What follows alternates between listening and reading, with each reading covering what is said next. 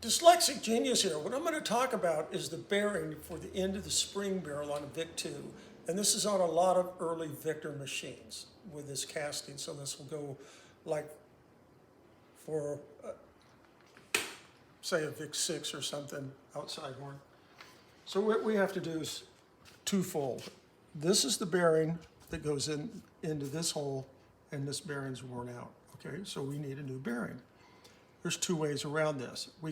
You can machine one at a bronze, or you can go to Ace Hardware and buy one of those for a few dollars. But you need to know this end shaft size. Well, what is that thing? This is a bronze bearing. And you just bought it from Ace? I bought it from Ace, but I took the arbor in and I fitted it in here, so I got one that was tight. This doesn't wobble, but it spins. And you go, okay, that's great. So now we have a little bitty problem. The inside hole is 0.485 of an inch. The outside of this diameter is 0.504. That gives us 20 thousandths high on this. So there's two ways to do this. You can chuck this into your lathe and sand this down to fit for the 19 thousandths that we have to come into here. But what you don't want to do, and some people will do this, is you see we have a slot. I would open Oh, up that yeah. slot. Well, I'm going to tell you a story about dyslexic genius in his early years. You know, this is 40 years ago. I thought I could do that too. Guess what happened? I said, yeah, man, I know how to fix these things. Yeah, right. I went in there with a screwdriver and I went tappy, tappy, tappy, and one of these end pieces broke off, went flying. I went, damn, I had to go find one of those. Okay, that's why I'm telling you, don't open that up with a screwdriver.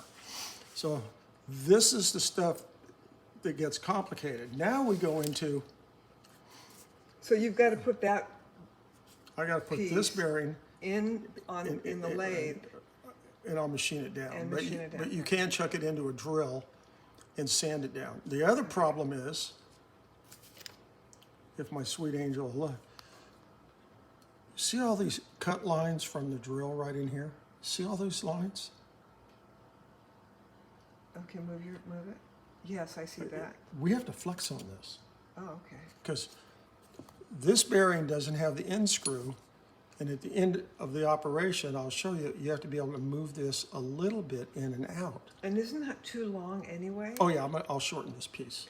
But you know, if you bought one and got it, you can let the rear end hang out. So you'll have to flex zone in here. I deburred it with my Happy deburring tool. I did that on both sides, but I haven't flex zoned yet. Now, you say you have a junker, and that's what this one was. That screw's missing. Where does the screw go? Screw goes in here. Okay. Yeah, I have one. I'm going to show you. So, okay, here's the right screw, but it has a head on it. You see this nice head? So you screw it in. Wrong side. Screw this in and you go, oh yeah, that looks really nice. But I don't have that screw. So what are you going to do? What do you mean you don't have the screw? Say you bought the machine, it's a junker, and this screw is missing. Okay. So you go, okay, Dyslexie said that's a 1032, which it is.